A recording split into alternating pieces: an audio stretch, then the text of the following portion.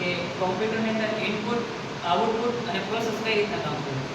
Input એટલે શું, output એટલે શું અને વચ્ચેનું બીજું પ્રોસેસ. પ્રોસેસ એટલે શું એને આપણે આજે સ્માર્ટ ક્લાસ ની અંદર સમજવાનું છે. સૌથી પહેલા ઇનપુટ. રેડી? આ ઇનપુટ. હવે ઇનપુટ એટલે શું વિદ્યાર્થી મિત્રો? હવે તમને સિમ્પલ ઈઝી તમને હું સમજાવવા દઉં. તો ઇનપુટ એટલે એવી વસ્તુ કે કોમ્પ્યુટરની અંદર માહિતી, ડેટા કે સૂચના. તો ફરીથી કહું, કોમ્પ્યુટરની અંદર માહિતી, ડેટા કે સૂચના કોમ્પ્યુટરની અંદર દાખલ કરવાની પ્રક્રિયાને ઇનપુટ કહેવાય. જો અહીં લખી દઉં, કોમ્પ્યુટરની અંદર માહિતી, અલ્પવિરામ, ડેટા કે સૂચનાઓ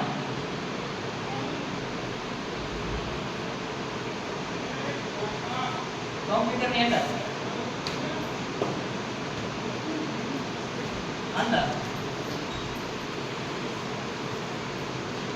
દાખલ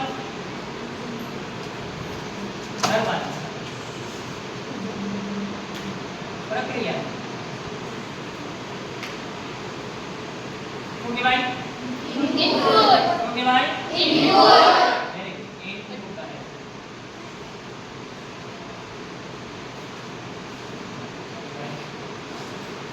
રેડી? Okay done. આ થઈ ગયું. હવે ઇનપુટના માધ્યમો પણ ઘણા બધા હોય છે. ઇનપુટ કેના દ્વારા આપી શકે? તો ઇનપુટના માધ્યમો આપણે સામે છે. તો ભાઈ કીબોર્ડ દ્વારા, માઉસ દ્વારા ઇનપુટ આપણે ઈઝીલી નાખી શકાય. ઓકે. પણ હવે ઇનપુટ થયા પછી એના પછી બીજો ઓપ્શન આવશે પ્રોસેસ. શું આવશે? પ્રોસેસ. શું આવશે? પ્રોસેસ. આ પ્રોસેસ. હવે પ્રોસેસ એટલે શું વિદ્યાર્થી મિત્રો? તો કે તમને ઇનપુટ થી આઉટપુટ સુધી કોઈ લઈ જવાનું કોઈ મધ્યમ માધ્યમ હોય, ઇનપુટ થી આઉટપુટ સુધી કોઈ લઈ જવાનું વચ્ચેનું કોઈ માધ્યમ હોય તો તેને શું કહેવામાં આવશે? પ્રોસેસ કહેવામાં આવે. શું કહેવાય? પ્રોસેસ. તો કે ઇનપુટ થયા બાદ જે પ્રક્રિયા થાય, ટૂંકમાં આપણે વર્ણવવું હોય તો વ્યાખ્યા, તો કે ઇનપુટ થયા પછી જે પ્રક્રિયા થાય છે તેને શું કહેવામાં આવશે? પ્રોસેસ. ચલો ભાઈ, ઇનપુટ થયા પછી તેના પર જે પ્રક્રિયા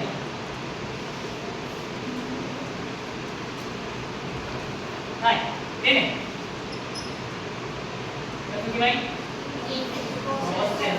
શું કહેવાય? પ્રોસેસ. અને ભાઈ પ્રોસેસ છે. Okay done. રેડી? તો આ પ્રમાણે વિદ્યાર્થી સૌથી પહેલા ઇનપુટ થાય. ઇનપુટ કઈ રીતના ઉદાહરણ તરીકે માની લો કે આયા તમને એક નાનું કોમ્પ્યુટર છે. આ એક કોમ્પ્યુટર. રેડી? સમજી લો. આની અંદર આપણે કોઈ પણ સરવાળો કરાવવાનો, એડિશન કરો, સબટ્રેક્શન કરો, ડિવિઝન કરો, મલ્ટીપ્લિકેશન કરો, કોઈ પણ x y z તમે જે પણ કરો. રેડી? તો આની અંદર આપણે શું કહેવું વિદ્યાર્થી મિત્રો? તો કે આ પ્રમાણે આપણે 2 + 2 તો ઇઝ ઇક્વલ ટુ માટે આપણે જે કેટલા આવ્યા? 4 આવ્યા. તો જે 4 આવવા માટે જે પ્રક્રિયા થઈ હતી કઈ રીતના થાય છે? કેવી રીતના થાય છે? તો એની અંદર વિદ્યાર્થી મિત્રો એરિથમેટિક લોજિકલ યુનિટ હોય છે, પછી કંટ્રોલ યુનિટ હોય છે, એના પછી મેમરી યુનિટ હોય છે અને CPU હોય છે, સેન્ટ્રલ પ્રોસેસિંગ યુનિટ. આ બધા પ્રોસેસિંગ યુનિટ હોવાના કારણે શું થાય છે? તો કે પ્રોસેસ કરે છે. તો પ્રોસેસ થાય જ વિદ્યાર્થી મિત્રો તો શું કામ? તમે 2 + 2 નાખો = 4 નો મળે તો તમે શું કરો? તો કે તમારું પ્રોસેસ કામ કરતું નથી. એટલા માટે વિદ્યાર્થી મિત્રો આના પછી આપણે આઉટપુટ શીખ્યા, પછી આપણે પ્રથમ પેઢીનું કોમ્પ્યુટર શીખ્યા. અને એ પ્રથમ પેઢીના કોમ્પ્યુટરની અંદર કઈ રીતના કામ કરતી પ્રોસેસ? તો પ્રથમ પેઢીના કોમ્પ્યુટરની અંદર પ્રોસેસર તરીકે કોણ કામ કરતું? આપણે ઘણી વેક્યુમ ટ્યુબ. શું કામ કરતું હતું? Vacuum tube. આપણે ઘણી વખત સમજાવીશું, ઘણી વખત આપણે સાંભળ્યું પણ છે કે વિદ્યાર્થી મિત્રો અલગ અલગ રીતના કેટલું વિશાળકાય કદની અંદર પ્રથમ પેઢીનું કોમ્પ્યુટર. વિશાળકાય કદની અંદર એટલે કોમ્પ્યુટર તો સામાન્ય સિમ્પલ આ મારી આ પ્રમાણે હતું, પણ એની જે લગાડવામાં આવેલા જે પ્રોસેસરો હતા એ સૌથી વધારે પડતા પ્રમાણમાં જગ્યાએ હતા. અને આ પ્રોસેસરોના કારણે શું થયું કે આ પ્રોસેસરોના કારણે આપણું કોમ્પ્યુટર છે તે વિશાળ રૂપ ધારણ કર્યું. આખા ક્લાસરૂમની અંદર તે સમાઈ ગયો. એટલા માટે શું થયું કે આ પ્રમાણે કામ કરતું. નેક્સ્ટ વન આઉટપુટ એટલે શું? એના પછી આપણે આવશે આઉટ. આઉટ શું આવશે? આઉટ. આઉટપુટ એટલે શું વિદ્યાર્થી મિત્રો? તો સમજો ખાસ આઉટપુટ. જો આને હું અત્યારે કાઢી નાખું, આઉટપુટ એટલે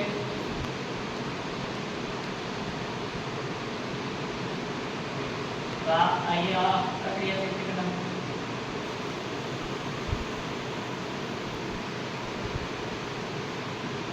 સમજો આઉટપુટ એટલે શું આઉટપુટ એટલે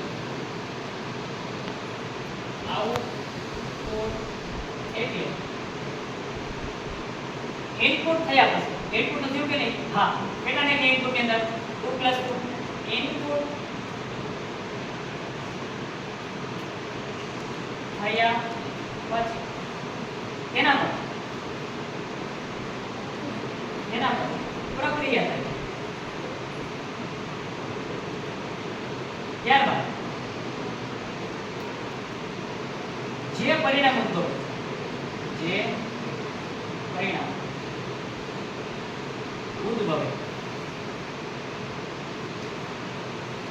તેને આઉટપુટ કહેવાય. શું કહેવાય? આઉટપુટ. બાય થઈ ગયું. ચાલો જુઓ આ સૌથી પહેલા ઇનપુટ નાખ્યું 2 + 2 એના પછી જે પ્રોસેસ થઈ એના સરવાળા કરવા માટે એરિથમેટિક લોજિકલ યુનિટને પહોંચાડશે. એરિથમેટિક લોજિકલ યુનિટ શું કરશે તો કે તમામ પ્રકારના આંકડાકીય જટિલ ગણતરી આંકડાકીય તમામ પ્રકારની માહિતી છે એનું સોલ્યુશન લાવશે તેનો જવાબ લાવશે અને એના જવાબ લાવ્યા પછી આપણા સામે શું આવ્યા ચાર આવ્યા કે નહીં ભાઈ યસ ઓર નો ચાર આવશે આજે ચાર આવ્યા છે એ આઉટપુટ તરીકે ઓળખવામાં આવે ઓકે ડન યાદ આવી ગયું ઓકે ભાઈ ભાઈ સુધી આપણે રાખશું બસ જ્યારે નેક્સ્ટ વિડિયો મળશે ત્યારે બધું થશે એનો પ્રયત્ન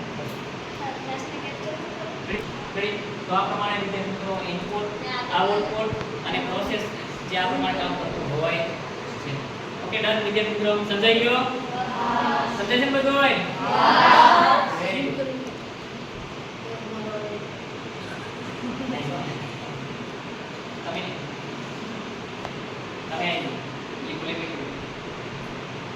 okay thank you very good